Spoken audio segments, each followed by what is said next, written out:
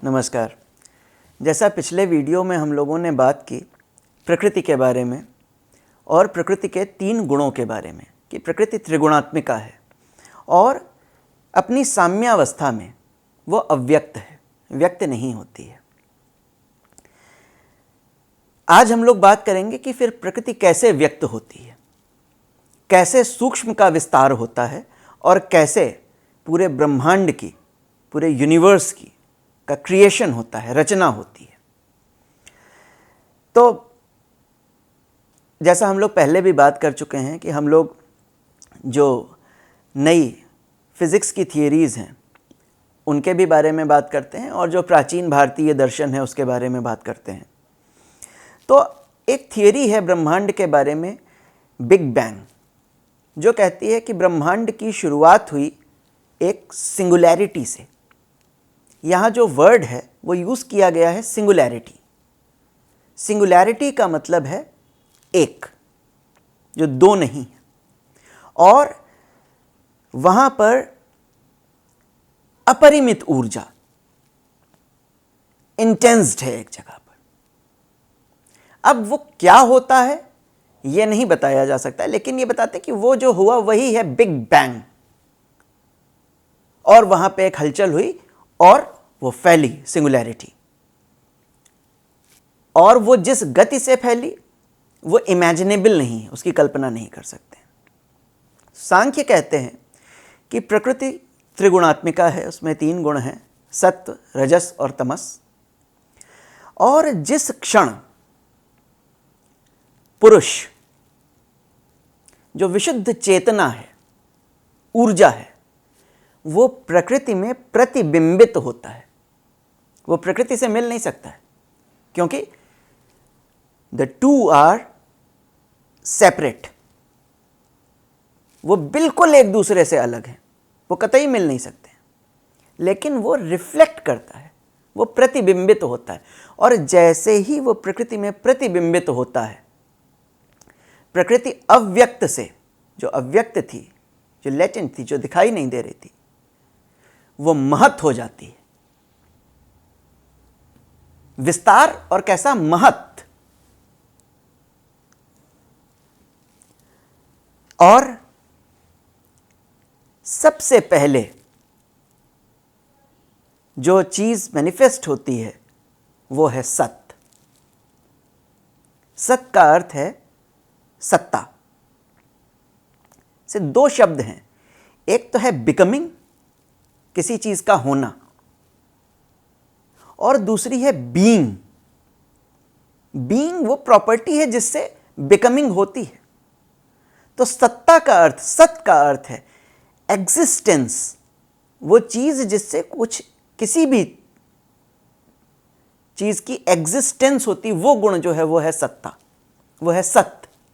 अस्तित्व होना, अस्तित्व में वो गुण जिसके कारण अस्तित्व में आया जा सके, वो जो गुण है, वो जो प्रॉपर्टी है जिससे सत्तावान हो, वो है सत्य। और सत्य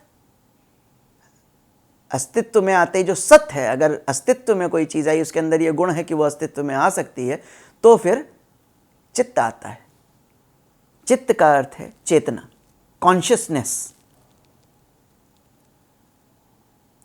और चित्त के आते ही जो अगला विकार है, जो अगला डिस्टॉर्शन होता है, वो है मन। मन का अर्थ है चीजों के प्रति, दूसरे के प्रति भावों का उठना। वो अच्छे भी हो सकते हैं, वो बुरे भी हो सकते हैं।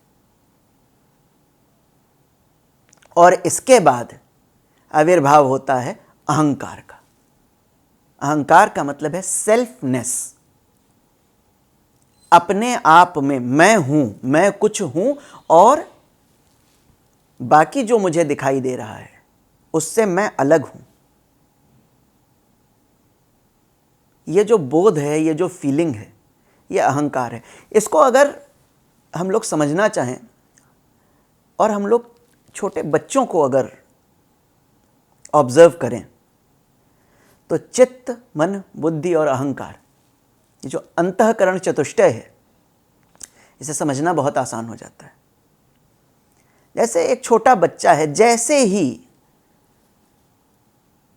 वो आता है इस दुनिया में, वो रोता है, हाथ पैर चलाता है, चेतना है उसकी ये।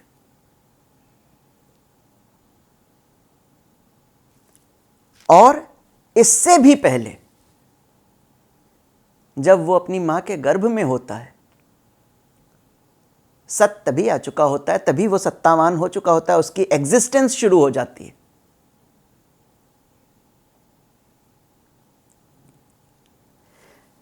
चेतना जैसे वो आया वो दिखाई देने लगती है। चेतन वो पहले गर्भ में भी चेतन होता है, गर्भ में भी वो हाथ पैर चलाता है। अब तो कुछ थ्योरीज ये भी कहती हैं कि बच्चे गर्भ में सोते भी हैं, सपने भी देखते हैं, लेकिन बाहर जैसे उसका जन्म होता है वो चेतना उसके अंदर दिखाई देने लगती है। फिर जब वो थोड़ा बड़ा होता है तो मन उसके अंदर दिखाई देता है कि कैसे विकसित हो रहा है।